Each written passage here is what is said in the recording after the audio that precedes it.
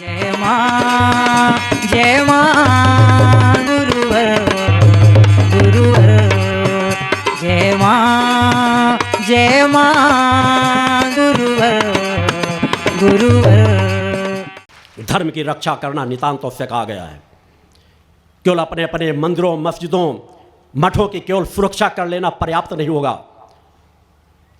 जिस मानवता के लिए बनाए गए उस मानवता के लिए अगर कार्य नहीं किया गया तो वह सभी मंदिर, मठ, मस्जिद, गिरजा घर, गुरुद्वारे सब बेकार हैं। अतः वहां से सत्य की आवाज उठनी चाहिए। जो गलत है उसका विरोध करना चाहिए। मैं कहता हूं कि उन्हीं धर्म के प्रमुखों से पूछना चाहता हूं कि अपने इष्ट के चरणों पर हाथ रख करके, अपने धर्म ग्रंथों पर हाथ रख करके, अपने मंदिरों पर हाथ रख करके, अपने गुरुद्वारों पर हाथ रख करके, अपने गिरजाघरों पर हाथ रख करके यह बता दे कि क्या कांग्रेस भ्रष्टाचार मुक्त पार्टी है, भारतीय जनता पार्टी भ्रष्टाचार मुक्त पार्टी है, या अन्य प्रदेशों में जो सत्ता संभाले हुए हैं वह भ्रष्टाचार मुक्त पार्टी है। दोनों हाथों से देश को लूटा जा रहा है, मानवता को लूटा जा रहा है, और फिर भी धर्म प्रमुख उनके प्रचार प्रसार में लग जाएं। इससे बड़ा धर्म का पतन नहीं हो सकता। धर्माधिकारी तो वह होना चाहिए कि जीवन एक पल का हो, मगर एक पल का जीवन सत्य के तराजू पर खरा उतरना चाहिए। कुछ भी गलत हो रहा है, राज सत्ता भी हो, अगर गलत कर रही है तो उसे गलत कहने की सामर्थ्य होना चाहिए, अन्यथा वह धर्म प्रमुख नहीं है। हम किस धर्म की रक्षा कर रहे हैं, किस समाज की रक्षा कर पाएंगे अगर हम सत्य वक्ता नहीं बन सके। अतः समाज को जगाने की आवश्यकता है, समाज को बताने की आवश्यकता है, समाज को समझाने की आवश्यकता है कि आज उसे किस दिशा में बढ़ाने की जरूरत है। कहानियां, कथाओं में ही कल्याण नहीं होगा। परोपकार के मार्ग में अपनी पूरी क्षमता से जुट जाओ, आचार विचार में परिवर्तन लाओ, भ्रष्टाचार के विरुद्ध आवाज उठाओ, नशा के विरुद्ध आवाज उठाओ। समाज को जगाना पड़ेगा, डोर टू डोर जा जा करके लोगों को बताना होगा कि अगर हम देश को नशा मुक्त ही बना लिए तो देश हमारा पुनः सोने की चिड़िया बन जाएगा। हम 75% समाज के घरों में सुख शांति और समृद्धि लाने में सफल हो जाएंगे। जरा सोचो, जिस घर में उस घर का कमाने वाला रोज जो कमाता है शराब पी करके घर में जाता होगा, उस घर की महिलाओं की क्या हालत होती होगी, बच्चों की क्या हालत होती होगी, वो कितने डरे और सहमे से जीवन जीते होंगे। अगर हमारी बहन बेटियां डरा और सहमा सा जीवन जीएंगी तो उनके गर्भ से होने वाली संतानें भी डरी और सहमी होंगी, वह कभी राष्ट्र रक्षक, धर्म रक्षक नहीं बन पाएंगी। अतः हर घर में खुशियां अगर लाना है तो हमें जन जन को नशा मुक्त बनाना ही होगा। पूरी क्षमता से लगना होगा का यही हमारा धर्म है। इसी से माता भक्ति प्रसन्न होंगी कि नित्य आराधना करो और दोनों कार्यों के एक बराबर बांट करके रखो। आत्म कल्याण के लिए साधना करो और जन कल्याण के लिए तुम्हारे पास जो सामर्थ्य है उस सामर्थ्य को लगाओ, उस दिशा में कार्य करो। समाज बदलेगा। अगर आज देश के करोड़ों करोड़ों लोग मेरी कुछ समय की यात्रा में इतना बड़ा परिवर्तन आया है तो आने वाले समय में और भी परिवर्तन आएगा। मगर कभी अनीति, अन्याय, अधर्म से समझौता मत करो। नमक रोटी खा लेना श्रेष्ठ है अनीति, अन्याय, अधर्म की कमाई के मेवा और मिष्ठानों से। और मेरा तो कहना है कि भूखों मर जाना श्रेष्ठ है, मगर अनीति, अन्याय, अधर्म की कमाई से अपने बच्चों का और अपना पेट मत पालो। नहीं, जो धन जिस तरह से आएगा वो उसी तरह से निकल भी जाएगा। आज अन्य समाज का पतन होता चला जा रहा है। उस पतन के मूल में भी अनीति, अन्याय, धर्म का धन है। आज मानवता तड़प रही एक एक रुपए के लिए, और अधर्मी अन्यायों के बेटे एक एक रात में लाखों लाखों करोड़ों करोड़ों रुपए खर्च कर रहे हैं। कोई किसी तरह के पार्टियों का आयोजन कर रहा है, कोई किसी तरह की पार्टियों का आयोजन कर रहा है, कोई अय्याशी में डूबा हुआ है। जो घटनाएं पकड़ी जाती हैं उनसे हजारों गुना ज्यादा घटनाएं होती है। कुछ घटनाएं तो उभर करके सामने आ जाती हैं। लोग कहते हैं कानून बना दो कि अगर बलात्कार हो तो उसे फांसी की सजा दे दो। इससे भी कड़े कानून बना दोगे तो भी समाज में परिवर्तन नहीं आएगा। क्योंकि समाज में जिस तरह से विषय वासनाएं को परोसा जा रहा है दोनों हाथों से, जिस तरह अनीति, अन्याय, अधर्म का धन लोग खा रहे हैं, उनका पतन सुनिश्चित है। वह कभी चरित्रवान नहीं बन पाएंगे। वो भटकाव के मार्ग में जाएंगे ही। उन्हें चाहे जितनी बड़ी सजाएं कर दी जाए, कानून होना चाहिए मगर कानून का सख्ती से पालन होना चाहिए। मेरा मानना है किसी को मौत मत दो, केवल 10 साल की सजा दे दो, मगर 10 साल की सजा 90 दिन के अंदर होनी चाहिए। वो जेल के अंदर जाते हैं, साल 6 महीने में जमानत से छूट करके आ जाते हैं, फिर गवाहों को धमकाते हैं। अनेकों घटनाएं होती हैं कि दोबारा जाके उनके घरों में जाकर अत्याचार किया जाता है। एक कोई अपराधी हत्या कर देता है, नीचे से सजा भी हो गई, 20-20 साल तक केसों की सुनवाई नहीं। देश की सरकारें कानों पर रुई लगा करके बैठी हैं। जो सरकारें मानवता को न्याय न दिला पा रही हों, वो हमारे सत्ताधारी कहलाने के अधिकारी नहीं हैं। उन्हें सचेत करना पड़ेगा कि अगर तुम हमें सुरक्षा नहीं दे सकते, हमें न्याय नहीं दे सकते, तो धिक्कार है तुम्हारे जीवनों पर। या तो तुम हमें वो मार्ग दो या तो गद्दी छोड़ दो। आज कहीं पर देखो लोग तड़प रहे हैं, जमीन जायदाद का छोटा सा मुकदमा हो जाता है, पीढ़ियों दर पीढ़ियों चलता रहता है। धिक्कार है मानवता की सोच पर, धिक्कार है उन राजनेताओं को जो सोचना ही नहीं चाहते और फिर भी कहेंगे हम समाज के लिए बहुत कुछ कर रहे हैं। तुम्हारे पास सत्ता है, तुम जो चाहो कर सकते हो, मगर कुछ नहीं किया जा रहा। उसके मूल में है कि हमारे 5 स्तंभ हिल चुके हैं। न्यायपालिका, कार्यपालिका, व्यवस्थापिका, मीडिया और धर्मतंत्र, ये 5 स्तंभ हैं। 4 पाए और मूल में धर्म छिपा हुआ है जो चारों को ऊर्जा देता है। क्योंकि धर्म गया नहीं कि चारों स्तंभ लड़खड़ा जाएंगे, मगर आज तो मूल स्तंभ ही लड़खड़ा गया है। लोग धर्म के नाम पर केवल संपत्ति लूटने में लगे, अपने बड़े बड़े संस्थान लगाने में लगे हैं।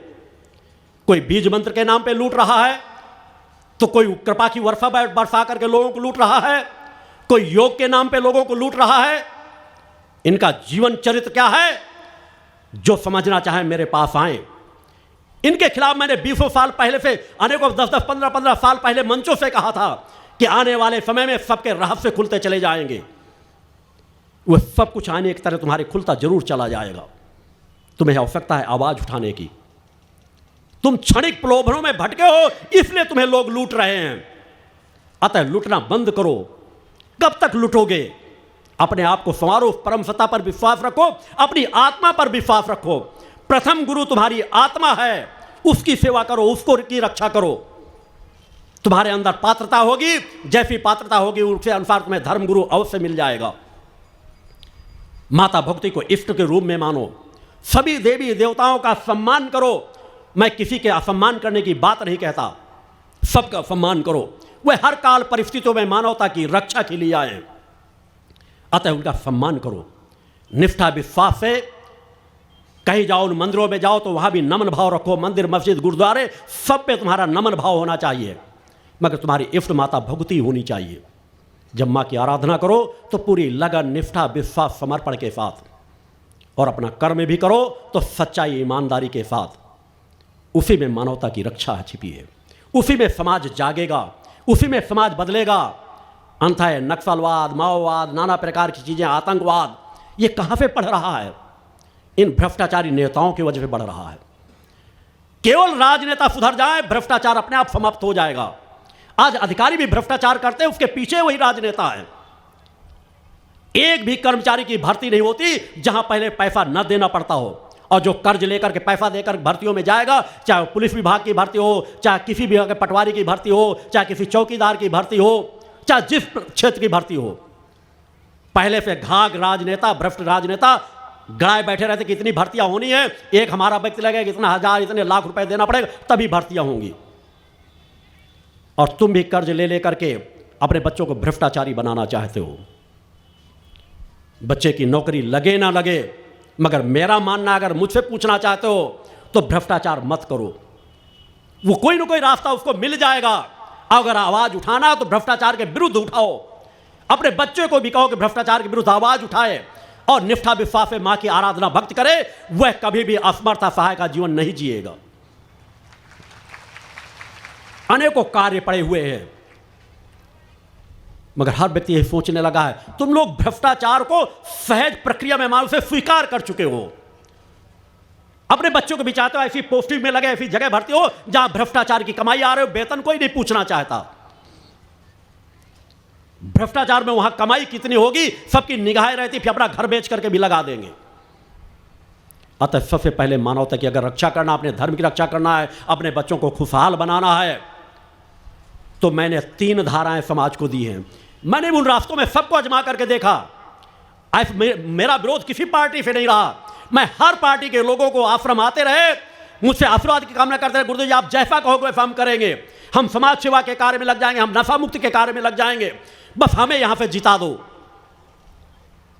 एक नहीं अनेकों लोगों को राजनीति में जो शून्य में खड़े थे उन्हें जिताकर शिखर में पहुंचाया गया, मगर सभी के साथ वही रहा कि कुत्ते की पूंछ टेढ़ी की टेढ़ी ही रहेगी। उसे चाहे 10 साल पुंगड़ी में डाल दो, जब निकाला जाएगा वो टेढ़ी फिर हो जाएगी। सत्ता आई नहीं, पूरा जीवन उसी तरह भटक गया। फिर कहे धर्म कर्म नजर नहीं आता, मानवता की सेवा नजर नहीं आती। इसीलिए उनसे हट करके मैंने समाज को 3 धाराएं दी हैं। मेरा लक्ष्य कभी नहीं, कभी कोई नहीं, मुझे कभी जीवन में कोई राजनीतिक चुनाव नहीं लड़ना, मगर मैं समाज के लिए आया हूं, मेरा कर्तव्य है।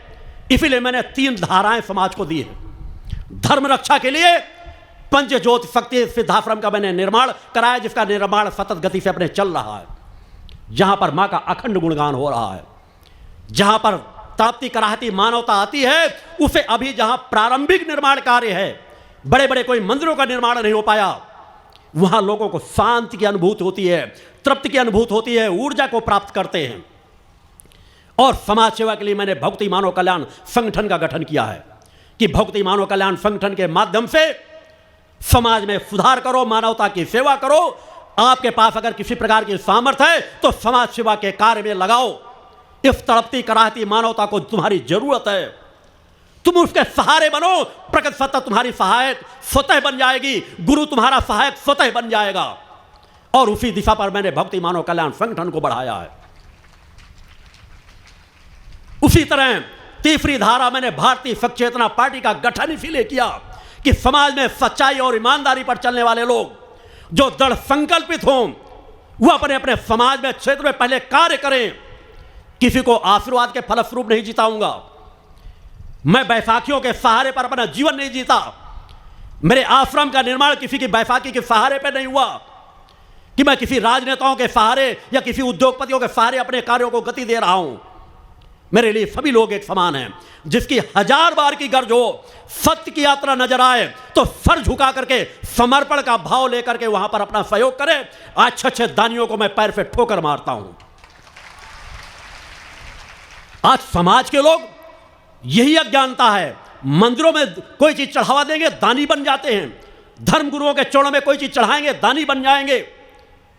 धर्म गुरुओं को, चेतनावान गुरुओं को दान कोई दे सकता है? दानी बन करके इष्ट जो जन जन की जननी है, उन इष्टों को तुम दानी बन करके दान देते हो, सब कुछ इन्हीं का दिया हुआ है। तुम्हारे अंदर समर्पण का भाव होना चाहिए। विचार भटक गए, तुम्हारा जीवन भटक गया, तुम दानी बन गए, अपना प्रचार चाहते हो, तुम्हारे अंदर समर्पण का भाव हो। अगर अपने अंदर अपने दीनहीन भाव लेकर के कि मेरे पास जो सामर्थ्य है वो परम सत्ता दी हुई है, यह सत्य का प्रवाह चल रहा है, मानवता की रक्षा के लिए समाज आप जहां से जो जुड़े हुए हो, तब तुम्हारे अंदर समर्पण का भाव होना चाहिए कि मेरे पास जो धन आता है मेरा कर्तव्य है कि एक निर्धारित अंश मानवता की रक्षा के लिए मैं दूं और समर्पण करके अपने दूं कि मेरा भी यह धन समर्पित हो जाए, कार्य में लग जाए, मैं सौभाग्यशाली अपने आप को समझूंगा। मगर आज सब समाज भटक रहा है। बड़े बड़े लोग दानी बन बन कर दान दे रहे हैं और लेने वाले हाथ फैला फैला कर दान ले रहे हैं। वो दान दे दिया, 1 लाख 1 करोड़ का दान दे दिया, उसको माल्यार्पण कर रहे हैं। अट्टहास हो रहा है, मानवता सामने बैठी रहती है, कोई आयोजन होते उनको देखो। किसी संस्था को किसी ने 1 लाख दान दे दिया, 1 करोड़ दान दे दिया, उसका माल्यार्पण होगा, उसको मंच के बगल में बिठा लिया जाएगा, वो चाहे शराबी हो, चाहे चरित्रहीन हो, कुछ भी हो। मेरा कार्य है पहले समाज को सुधारना।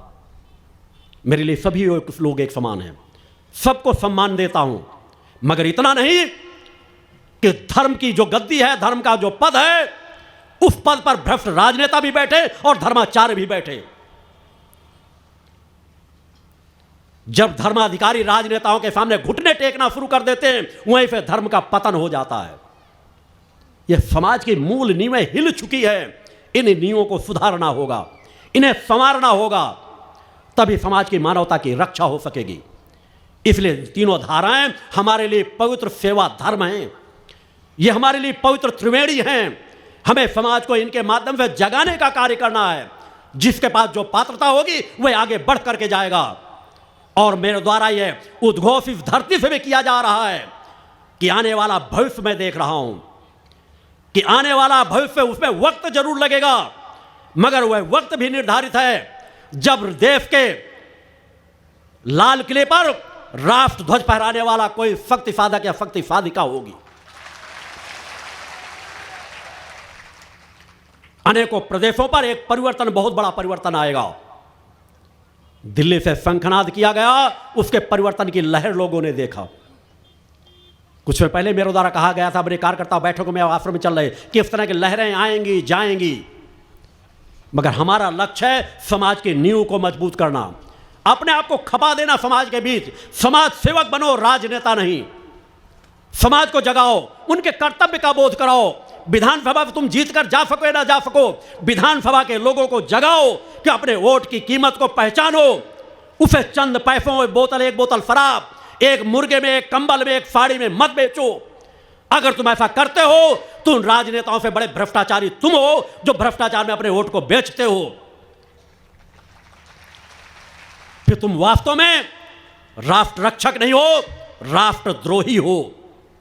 अतः मैं अपने सभी शिष्यों को कहता हूं, यह संकल्प को सदैव रखो कि अपने वोट की ताकत को पहचानो। कभी पैसों के बल पर अपने वोटों को बेचो मत। जो राजसत्ता विरोध मानना चाहे माने, उसकी परवाह मत करो। तुम अजर अमर अविनाशी आत्मा हो। आपका गुरु निर्भीकता का जीवन जीता है और अपने शिष्यों से भी चाहता है निर्भीकता, निडरता का जीवन जियो। धर्म रक्षा, राष्ट्र रक्षा और मानवता की रक्षा में अपने जीवन का समर्पण करो और फिर सच्चे मन से मां की आराधना करो। देखो तुम्हें कितनी तृप्ति, शांति और संतोष मिलेगा। अपने घर को ही मंदिर बनाओ, घर में मां का ध्वज टांगो, नित्य प्रति घर में मां की आराधना हो। आपके घर में छोटे छोटे बच्चे जब प्रारंभ से उस जीवन का जिएंगे, उनके जीवन में अपने आप परिवर्तन आता चला जाएगा। वह नशे मान से मुक्त चरित्रवान बनेंगे। और जब समाज नशे मान से मुक्त चरित्रवान बनेगा तो समाज में सहज भाव से परिवर्तन आएगा। उसी परिवर्तन की दिशा में आप लोगों को कार्य करना है। मेरे द्वारा कार्य भी उसी दिशा में किया जा रहा है। इसमें वक्त लगता है, इसमें अपने आप को खपाना पड़ता है, इसमें अपने आप को तपाना पड़ता है। सबके लिए रास्ते खुले हैं। आपके पास जितना समय हो उतना वक्त दो। अपने अपने क्षेत्रों में समय देना शुरू करो। और बहुत सरल क्रम जो मेरे द्वारा बताए गए हैं कि तुम बड़े बड़े मंत्रों का जाप नहीं कर सकते हो तो ओम और मां, दो बीज मंत्र मेरे द्वारा प्रदान किए गए हैं कि ओम और मां बीज मंत्रों का नित्य प्रति उच्चारण करो। कहीं बैठ जाओ, पूजन स्थल नहीं, जहां पे चाहो वहां बैठने का तुम्हें मिल जाए शुद्ध जैसा सात्विक वातावरण हो। नहीं भी वातावरण बनता तो अपने मन को एकाग्र करो और मेरुदंड को सीधा करके एक बार ओम, एक बार मां का क्रमिक उच्चारण करो। थोड़ी देर उच्चारण करते रहो और थोड़ी देर आज्ञा चक्र पर ध्यान लगा के बैठो। इससे देखो जो बड़े बड़े स्तोत्रों के पाठ से आपको लाभ नहीं मिला होगा, वह लाभ इन दो बीज मंत्रों से, ओम और मां बीज मंत्रों से मिलने लगेगा। ये आपकी सुषुम्ना नाड़ी का मंथन करते हैं। आकार उकार मकार और मकार उकार से आकार की ओर ले जाने का एक मंथन का क्रम होता है। समुद्र मंथन की कहानियां तो तुमने सुनी होंगी। एक बार अपने शरीर का मंथन करके देखो। जो जो रत्नों को तुमने बाहर पढ़ा है वह सब रत्न तुम्हारे शरीर के अंदर से निकलते नजर आएंगे। इसके अंदर विष भी भरा है, इसके अंदर अमृत भी भरा है। अतः अपने अंदर के अमृत तत्व को निकालो। सब कुछ संभव है। हम ऋषियों मुनियों की संतानें हैं। अपने ऋषियों मुनियों की परंपराओं को याद रखो।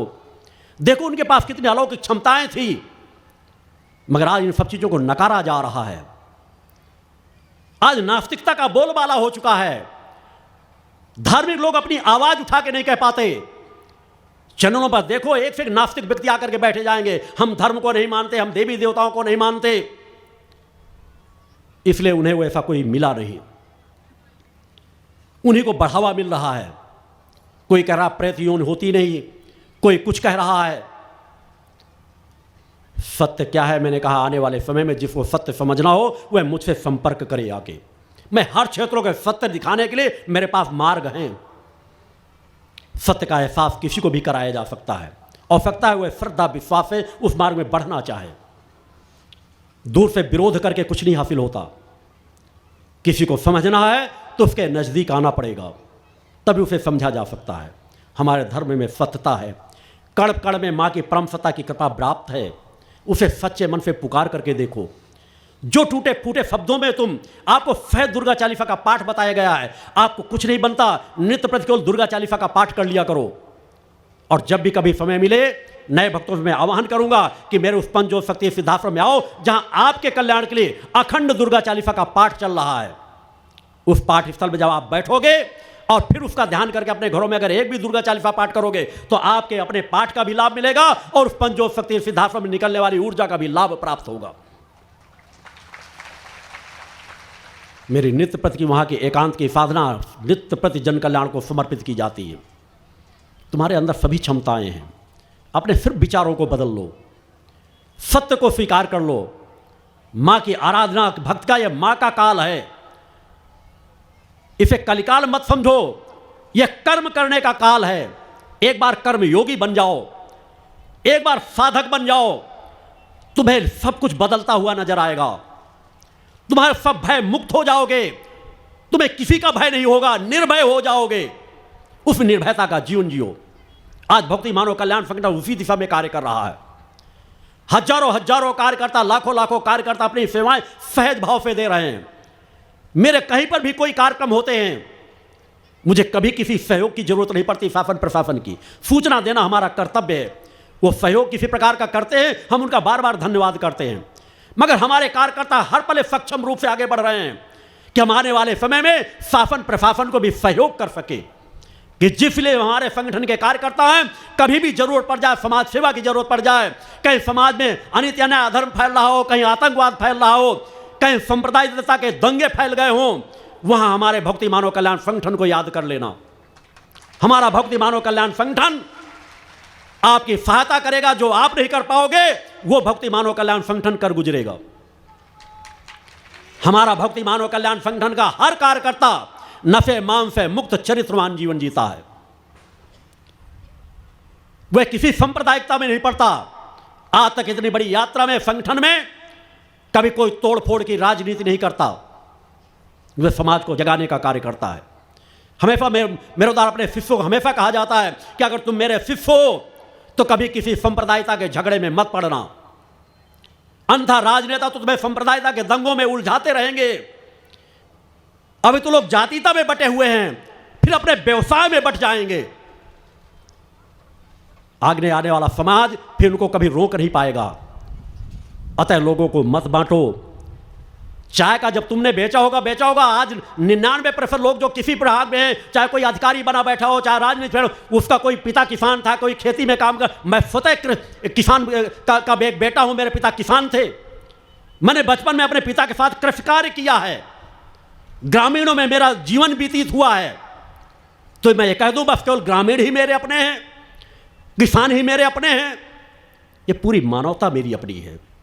हर व्यक्ति किसी न किसी समाज से जन्म लेता है, कोई न कोई व्यवसाय पकड़ता है। अतः व्यवसायों के आधार पर मत लोगों को बांटो। तुम्हारे अंदर क्षमता है तो अपनी क्षमताओं को बताओ। तुम विकास के लिए क्या कार्य करना चाहते हो, सांप्रदायिकता को किस तरह समाप्त करना चाहते हो, जातीयता को किस तरह समाप्त करना चाहते हो, समाज तुम्हें आंखों पर बिठा लेगा। उसकी आवश्यकता है। अतः भक्ति मानव कल्याण संगठन को इन सब चक्रव्यूहों से मुक्त होकर के समाज को भी इन चक्रव्यूहों से मुक्त कराना है। जातीयता की चीजें बढ़ने न पाएं, छुआछूत की चीजें बढ़ने न पाएं, सबको एक साथ लेके चलो। अगर तुम माँ के भक्त हो, माँ की आराधना करना चाहते हो, तो दूसरा भी माँ का ही भक्त है, माँ का ही अंश उसके अंदर भी बैठा हुआ है। वो भटका, उसे सुधारो। मेरा मानना है कि 90% लोगों को सुधार करके दिशा दी जा सकती है, और 10% लोगों का अगर नहीं सुधरेगा तो उनका पतन सुनिश्चित है। राम को भी रावण का वध करना पड़ा है, कृष्ण को भी कंस का वध करना पड़ा है। ये महापुरुष है जिन्हें आज समाज देवता के रूप में स्वीकार करता है, फिर इन्हें वध करने की आवश्यकता न पड़ती। तो आज जितने अधर्मी अन्याय है, इनको शरीर का वध करने की जरूरत नहीं है, इनकी शक्ति सामर्थ्य को छीन लेने की जरूरत है। इनकी शक्ति सामर्थ्य छीनी नहीं, ये अपने आप मर जाएंगे। अतः उस दिशा में कार्य करने की जरूरत है। फैल जाओ समाज के बीच। यह कलिकाल का भयावह वातावरण समझ ही ना पाए, उनके धरातल को खिसका दो, समाज को जगा दो। अगर तुम समाज को जगाने में सफल हो गए तो समाज अपना रास्ता स्वतः चुन लेगा। सब कुछ संभव है। हम राजनेताओं से भी मिले, उन्हें भी समझाएंगे, अपनी देश की जनता को नशे से मत लिप्त कराओ, उसे नशा मत पिलाओ। अनेकों संसाधन है, भू संपदाओं से भरा पड़ा है हमारा भारत देश। उसे नशे के व्यवसाय से जितनी रॉयल्टी मिल रही होगी, जितना आय मिल रही होगी, उससे कई गुना ज़्यादा भू संपदाओं में उसे सच्चाई ईमानदारी से उसका उपयोग करो। मगर आज तो सब भ्रष्टाचारियों के हाथ में है, बड़े बड़े ठेके भ्रष्टाचारियों के हाथ में हैं, खनन भ्रष्टाचारियों के हाथ में है। सब चोर चोर मौसेरी बड़े भाई बन करके सब एक दूसरे को लूट रहे हैं, कोई बोलने वाला नहीं है। आज केवल दो ही सशक्त माध्यम बचे हैं जो समाज को जगा सकते हैं। पतन वहां भी है मगर वो दिशा दे सकते हैं। एक धर्म क्षेत्र है और एक मीडिया है कि मीडिया यदि समाज को जगाना चाहे, मीडिया यदि एक बार ठान ले कि हम गलत का विरोध करेंगे, हम समाज की जन जन की आवाज उठाएंगे, तो बहुत कुछ बदल जाएगा। और धर्म क्षेत्र में खड़े लोग अपने आप को संभाल लें, सत्य कहना शुरू कर दें, समाज में सब कुछ बदल जाएगा। अन्यथा समाज तो पतन के मार्ग में जा ही रहा है। या देवी सर्वभूतेषु शक्ति रूपेण संस्थिता, नमस्तस्यै नमस्तस्यै नमस्तस्यै नमो नमः। पंच ज्योति शक्ति तीर्थ सिद्धाश्रम, मां की कृपा और गुरुदेव की अमृतवाणी का पावन संगम। एक ऐसी पवित्र भूमि जहां मां भगवती की ज्योति हर दिल को रोशन करती है, जहां परमहंस योगीराज श्री शक्तिपुत्र जी महाराज के चरणों में बैठकर हर मन की पुकार सुनी जाती है। पंच ज्योति शक्ति तीर्थ सिद्धाश्रम, जहां हर कदम पर साधना, हर सांस में भक्ति और हर पल में जन कल्याण की सुगंध बिखरती है। आओ इस अलौकिक यात्रा में शामिल हो और देखो कैसे एक आश्रम ने करोड़ों जीवन को बदला। युगवंदनीय धर्म सम्राट, युग चेतना पुरुष सद्गुरुदेव परमहंस योगीराज श्री शक्तिपुत्र जी महाराज के पावन चरणों में कोटि कोटि नमन, वंदन और प्रणाम। उनकी कृपा से एक ऐसी पवित्र स्थली का सृजन हुआ जो तप, योग, ध्यान और साधना का स्वर्णिम केंद्र है। यह है मध्य प्रदेश के शहडोल जिले की ब्योहारी तहसील में बसा पंचज्योति शक्ति तीर्थ सिद्धाश्रम, जिसकी नींव परम पूज्य गुरु वर्श्री ने 23 जनवरी 1997 को रखी। तब से यहाँ मां भगवती की अखंड ज्योति जल रही है और 15 अप्रैल 1997 से श्री दुर्गा चालीसा का अखंड पाठ अनंत काल तक जन जन के कल्याण के लिए गूंज रहा है। हर सुबह और हर शाम जब सूरज की किरणें और चांद की चांदनी सिद्धाश्रम को चूमती हैं, तब परम पूज्य गुरुदेव जी माता भगवती आदिशक्ति जगत जननी दुर्गा जी सहित सभी देवी देवताओं और सहायक शक्तियों की आरती करते हैं। इस पावन बेला में भक्तों के हृदय मां की भक्ति में डूब जाते हैं। मूल ध्वज साधना मंदिर में भी रोज सुबह शाम होने वाली आरती में भक्तों का समूह उमड़ता है। यहाँ हर मन की पीड़ा मिटती है, हर शरीर को शांति मिलती है और हर आत्मा को सुख, शांति व समृद्धि का आशीर्वाद प्राप्त होता है। परम पूज्य गुरुदेव की कृपा ऐसी कि वे रोज सुबह और शाम भक्तों से निःशुल्क मिलते हैं। मां के भक्त और गुरुदेव के शिष्य अपने मन की बात उनके चरणों में रखते हैं और बदले में समाधान व आशीर्वाद पाते हैं। अब तक 1 करोड़ से ज्यादा भक्त गुरुदेव से मिलकर उनके मार्गदर्शन से जीवन की राह पा चुके हैं। गुरुदेव की वाणी ऐसी कि सुनते ही मन में संकल्प जागता है। उनके आशीर्वाद से करोड़ों लोग नशे और मांसाहार से मुक्त होकर चरित्रवान और चेतनावान जीवन जी रहे हैं। हर दिन सैकड़ों लोग नशा छोड़ने की प्रेरणा लेने सिद्धाश्रम धाम पहुंचते हैं। पूज्य गुरुदेव के 20 लाख से अधिक दीक्षा प्राप्त शिष्य आज के अधर्म और अन्याय के दौर में भी मां की ज्योति से अपने घरों को आलोकित करते हैं। वे साधनात्मक जीवन जीते हुए आत्म कल्याण और जन कल्याण के पथ पर चल रहे हैं। क्या यह चमत्कार नहीं? सिद्धाश्रम धाम में पिछले 28 वर्षों से मां अन्नपूर्णा भंडारा चल रहा है, जहां सुबह शाम हजारों भक्तों को स्वादिष्ट और पवित्र भोजन मिलता है। और सुनो, यहाँ ठहरने की व्यवस्था भी पूरी तरह निःशुल्क है। क्या ऐसी जगह कहीं और मिलेगी जहां हर सुविधा मां की कृपा से मुफ्त हो? सिद्धाश्रम धाम की पावन सरिता के तट पर बनी त्रिशक्ति गौशाला देखकर भक्तों का मन आनंद से भर जाता है। हर महीने शुक्ल पक्ष की अष्टमी को गो सेवा समर्पण दिवस मनाया जाता है, जब परम पूज्य गुरुदेव और पूजनीय शक्तिमयी माता जी अपने हाथों से गायों को रोटी खिलाते हैं। यह दृश्य देखकर हर भक्त का हृदय गदगद हो उठता है। गौशाला के पास ही स्वामी श्री राम प्रसाद आश्रम जी महाराज की समाधि मन को शांति देती है और पास ही दानवीर गुफा स्थल हर किसी को असीम शांति का अनुभव कराता है। हर साल शारदीय नवरात्र में सिद्धाश्रम धाम में शक्ति चेतना जनजागरण शिविर का भव्य आयोजन होता है। लाखों भक्त यहाँ योग, ध्यान और साधना सीखते हैं, गुरुदेव के चेतनात्मक चिंतन को सुनते हैं और माँ की अलौकिक आरती का आनंद लेते हैं। माँ की कृपा और गुरुदेव का आशीर्वाद पाकर हर भक्त धन्य हो उठता है। 23 जनवरी सिद्धाश्रम स्थापना दिवस एक और पावन अवसर है। इस दिन अखिल भारतीय सिद्धाश्रम दौड़ प्रतियोगिता, योग भारती सामूहिक विवाह और शाम को सुर संध्या व कवि सम्मेलन का आयोजन होता है। क्या मजा है जब भक्ति और संस्कृति का ऐसा संगम देखने को मिलता है। सिद्धाश्रम धाम का जनसंपर्क कार्यालय हर जानकारी का खजाना है। यहाँ से मासिक सिद्धाश्रम पत्रिका और साप्ताहिक संकल्प शक्ति अखबार मिलता है, जिसमें गुरुदेव की ऋषिवाणी और प्रेरक लेख पढ़ने को मिलते हैं। और हाँ, यहाँ माँ के प्रसाद के रूप में शक्ति जल भी निःशुल्क मिलता है। इस शक्ति जल ने करोड़ों लोगों को नशे और बीमारियों से मुक्त कर चेतनात्मक ऊर्जा दी है। क्या यह माँ की कृपा नहीं? जनकल्याण का एक और अनुपम उदाहरण है निःशुल्क वस्त्र सहायता केंद्र, जहां लाखों जरूरतमंदों को कपड़े दिए गए हैं। यह सिलसिला आज भी अनवरत चल रहा है। सिद्धाश्रम धाम में पौधारोपण का भी बड़ा काम होता है। परम पूज्य गुरुदेव जी महाराज एवं पूजनीय शक्तिमयी माता जी स्वयं समय समय पर पौधारोपण करके पर्यावरण को बढ़ावा देते हैं। सिद्धाश्रम धाम में अनेक प्रकार के फल, फूल और औषधियों के हजारों पेड़ों की हरियाली देखकर मन प्रसन्न हो जाता है। सिद्धाश्रम धाम में विभिन्न प्रकार की हरी सब्जियां उगाई जाती हैं, जो निःशुल्क चल रहे मां अन्नपूर्णा भंडारे में प्रयोग की जाती है। परम पूज्य गुरुदेव जी ने मानवता, धर्म रक्षा और राष्ट्र रक्षा के लिए 3 धाराएं बनाई हैं। भगवती मानव कल्याण संगठन, पंचज्योति शक्ति तीर्थ सिद्धाश्रम और भारतीय शक्ति चेतना पार्टी 15 मार्च 1995 को बने। भगवती मानव कल्याण संगठन के 1 लाख से ज्यादा कार्यकर्ता नशा मुक्त, चरित्रवान और परोपकारी समाज बनाने में जुटे हैं।